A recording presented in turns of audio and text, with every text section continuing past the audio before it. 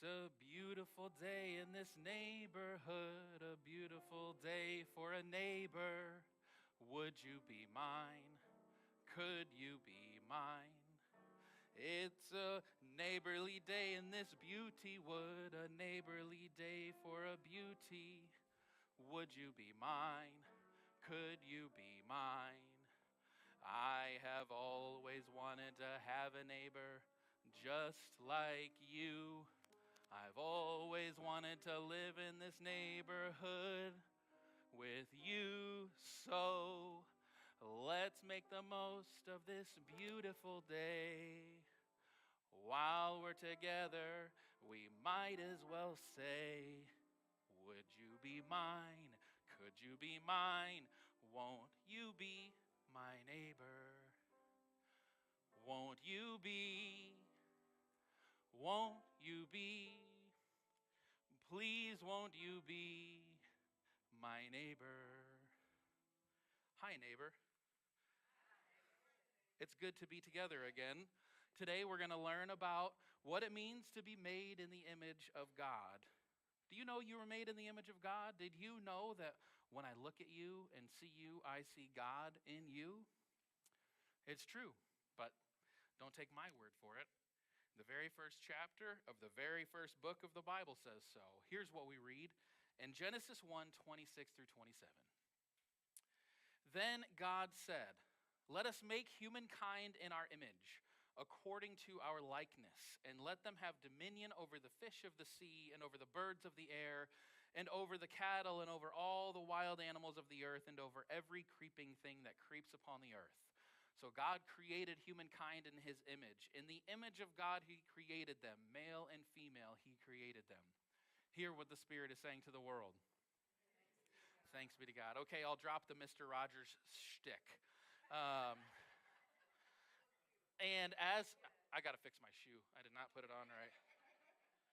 I have to say, putting my shoes on after playing soccer yesterday was way more difficult than it should have been. Trying to lift my legs up. Good night. I'll drop the Mr. Rogers shtick, but I do believe that's something Mr. Rogers would have believed, and I think that's something he communicated to his viewers through his show, Mr. Rogers' Neighborhood. He may not have said it in so many words on public television, but his attitude and his disposition communicated to children and to their families alike that they were made in the image of God and they had inherent worth and value.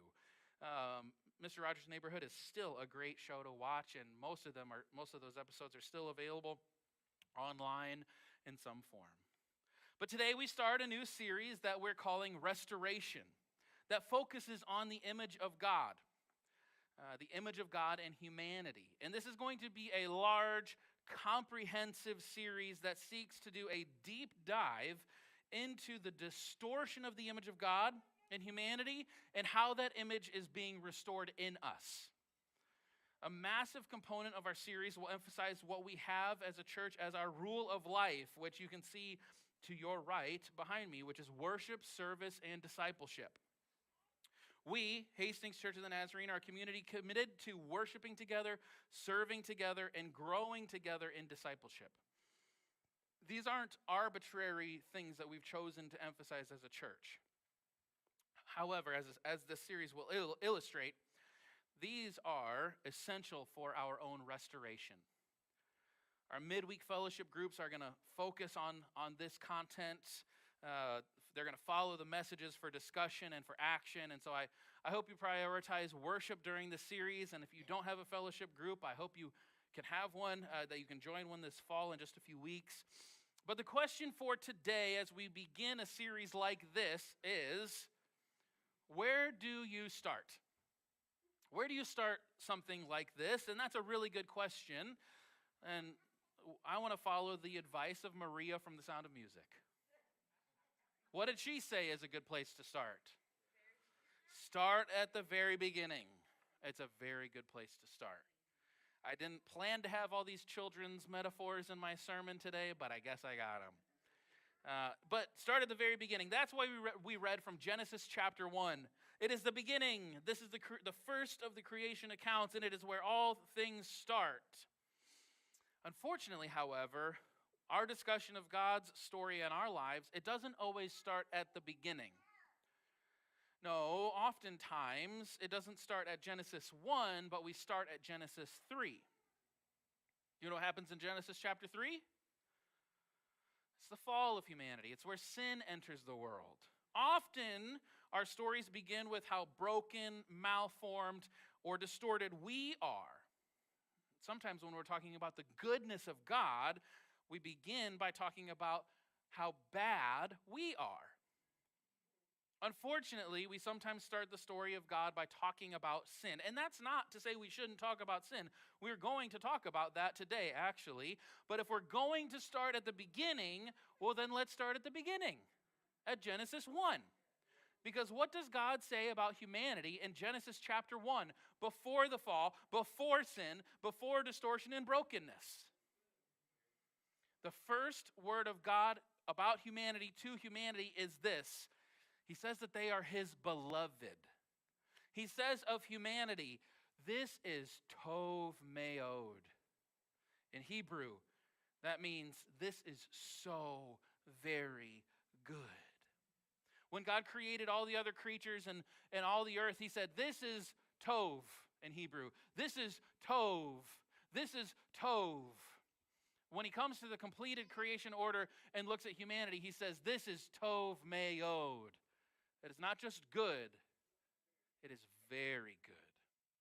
God's first look upon humanity is nothing but blessing. Or as Pastor Brian Zond has put it very well, original blessing is more original than original sin.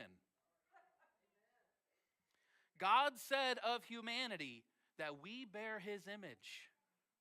In God's image and likeness, all of humanity has been made. I mean, that's a message right there, church. We can end it. Full stop. Y'all are dismissed. You're made in the image of God. That's good news. We can go, right? Well, we're not going to. Sorry.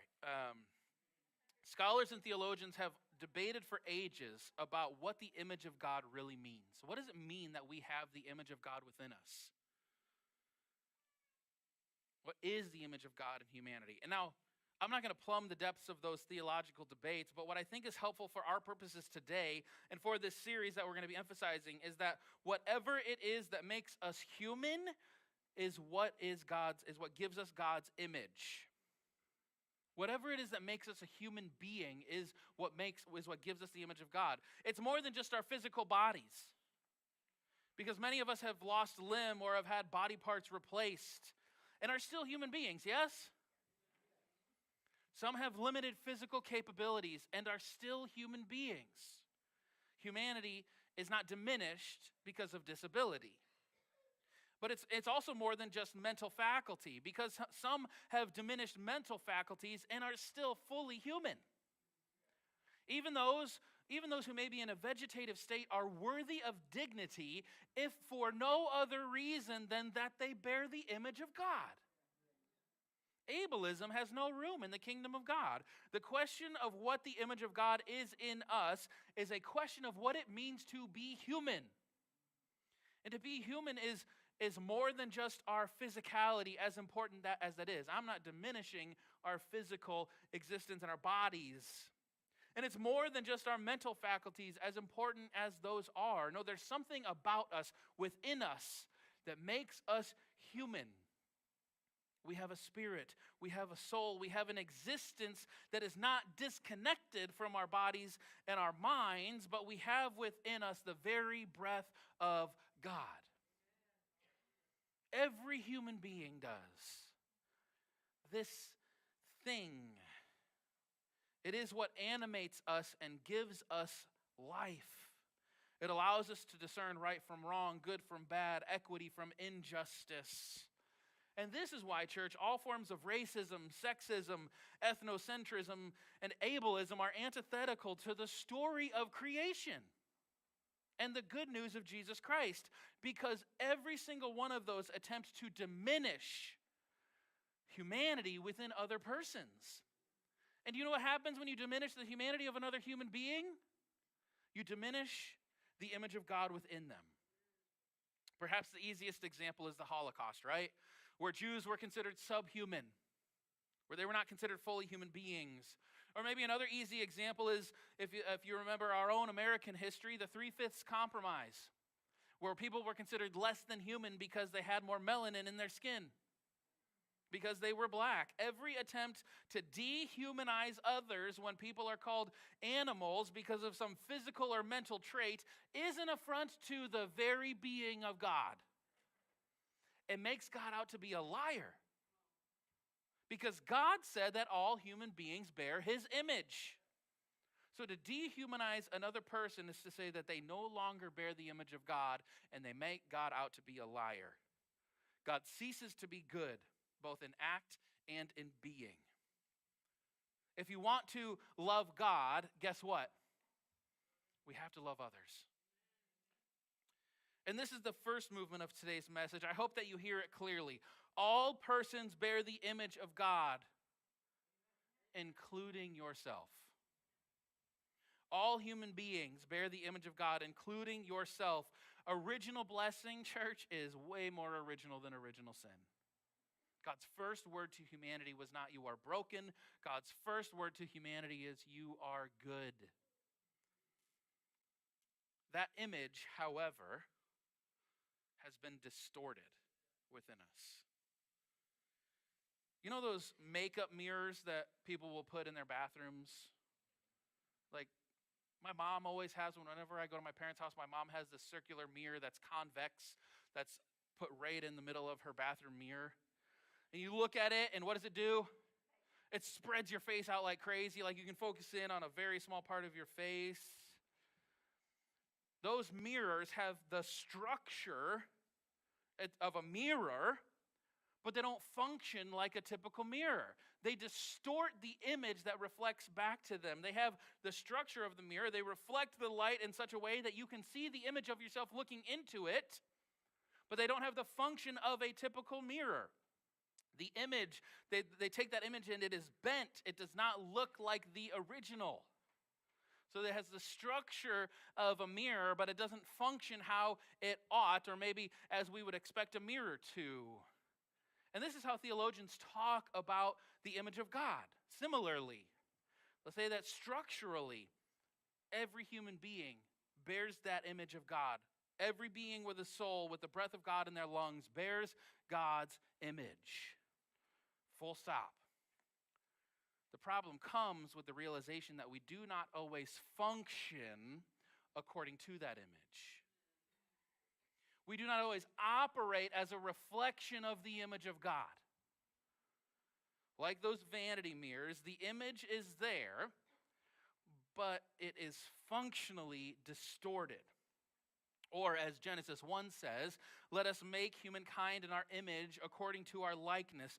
We have the image of God within us, but we have lost that likeness. We are no longer like him as we were created to be.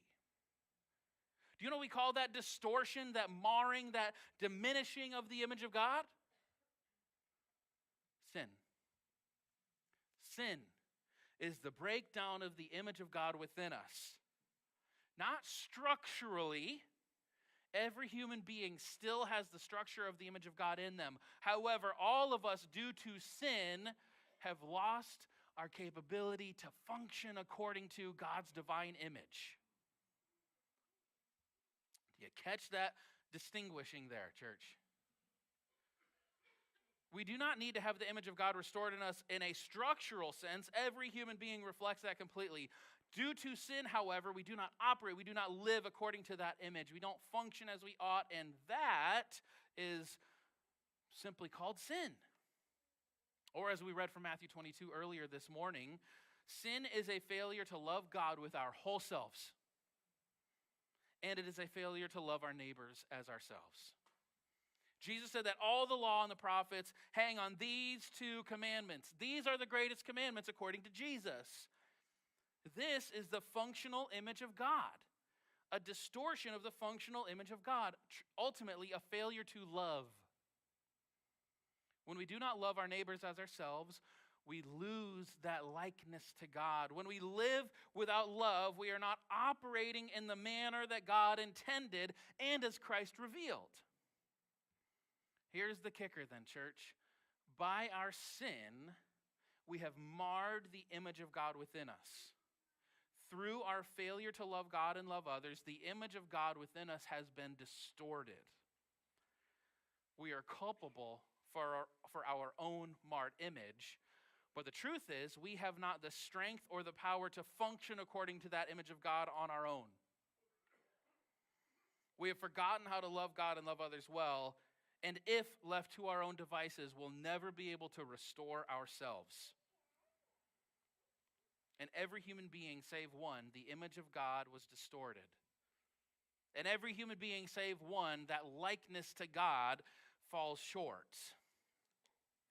It is in the image of Christ that we see the restored image of God. In the person of Jesus Christ, we see humanity fully alive. We see what it means to be truly and fully human. You see, the image of Christ is for us the restored image of God. In humanity, for in him, we read in the scriptures, the fullness of God chose to dwell. As 2 Corinthians 5 puts it, God caused the one who didn't know sin to be sin for our sake, that through him we could become the righteousness of God. Or we could reword this in this way for our purposes today. God caused the one without a distorted image to take on the distorted image of humanity so that God's image may be restored in us. Jesus restores the image of God in us. We become who God created us to be through Jesus Christ. Hear this, church. Hear this. It isn't just that Jesus was a good guy, the best guy of all maybe, and showed us how to be good. It wasn't just that Jesus was a moral example for us. He is, to be sure. But it's not just that. It's like we see in him who, it's not like we see in him who we're supposed to be, and then we have to go and figure out, well, okay, how am I going to go do that? How do I go be like Jesus? Help me figure that out. My 4-year-old Millie is learning how to write her words right now. She's writing her name and writing numbers and doing the best she can. And how does she learn to write this? She's tracing other letters and numbers, right? She has her little book that has the lines, and she has the little dotted outline. And she'll see the letters of her name, and then she'll follow that tracing, and then she'll do the next letter. She'll see the letters on one line, and then she'll try to write on the one below it. We'll follow the outline of those letters to write her name. It's an effective method for learning skills and information, but sometimes I think that that's what we think our relationship with Jesus is like. Okay, I see how you're doing that thing. Let me go and figure out how I'm going to do that thing too. Oh, that's how Jesus was? Let me then figure out how I can be like that. And I hate to break it to you, friends. That's just not how grace works. Jesus is an example for us, but he isn't just an example for us.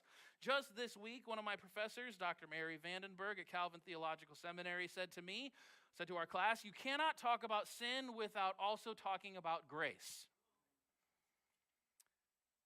That it is inappropriate to only talk about sin without also acknowledging that the remedy for sin is God's grace. You see, the grace of God is more than just Jesus showing us a better way to do it. The grace of God is much more intimate than that. If Jesus is an example of how to be in this world without direct contact, then I'd make the case there's no substantial grace. Because as broken beings, as persons with a distorted image, we are powerless to restore the image of God within ourselves, even if we have a great example of it. Even if we see the way that it ought to be, we do not have the capability of fulfilling that, of functioning that way because of our brokenness, because of our sin. In fact, I think maybe we could make the case that it's kind of cruel for us to have a distorted image and then have an example and say, hey, this is what you're supposed to be like, but guess what? You can't. And then to expect us to be like that without direct intervention is kind of cruel. But God is not cruel. In fact, it is only by God's grace that we can be restored. It is only the grace of God revealed and given to us through Jesus Christ that we can be made whole by his power within us. As we sang this morning, grace that will pardon and cleanse within. Grace that is greater than all our sin. You see, restoration, church, is the response of God's grace. We can work towards restoration because of the grace that we have received. Now, next week I'll unpack just exactly how we see the image of Christ through his threefold divine offices of prophet, priest, and king. But for our purposes today, it is enough to recognize that in the image of Christ, when we look at Christ, we see the restored image of God in humanity. And through him, God's grace is being imparted to us and in us. It is that grace that can make us whole. Or going back to Matthew 22, it is the grace that makes it possible for us to love God with everything that we are. And it is God's grace that allows us and makes us able to love our neighbors as ourselves. It is all about that grace of God revealed and administered through Jesus Christ. Today is our first ever Won't You Be My Neighbor Sunday. And it was a day for us to invite our neighbors to worship. But I hope, church, it's more than that. I hope that today there's this recognition that neighborliness is how we are made whole. I hope we can see that if sin is not loving our neighbors as ourselves, and if sin is not loving God with our whole self, then restoration is loving our neighbors in the ways that Christ first loved us. And that loving one another is how we love God.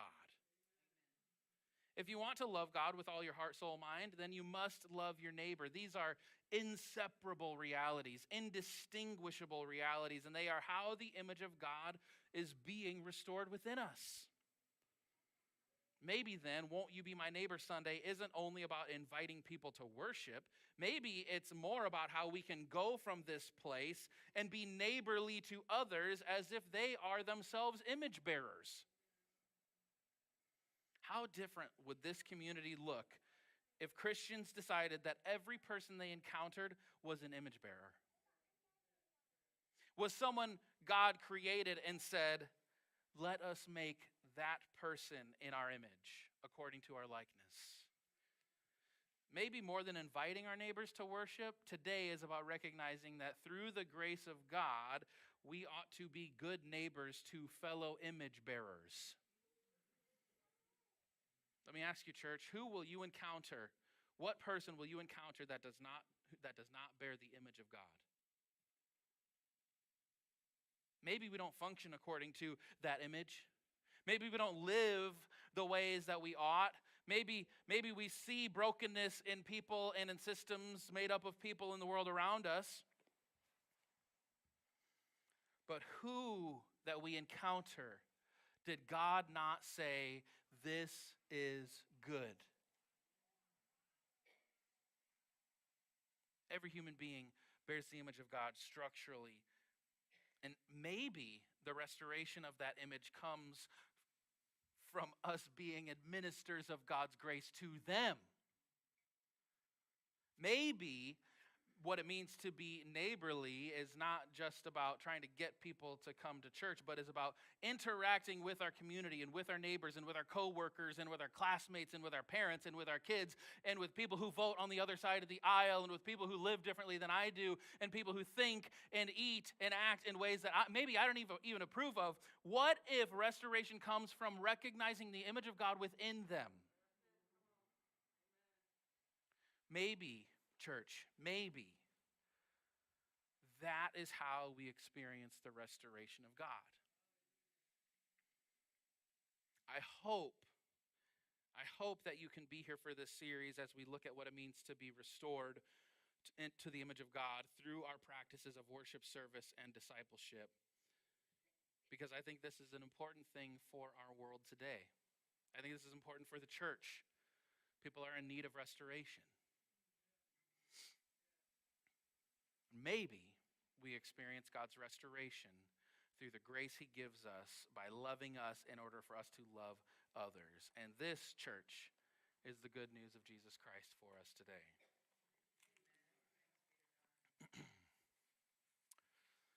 As we come to the table, church,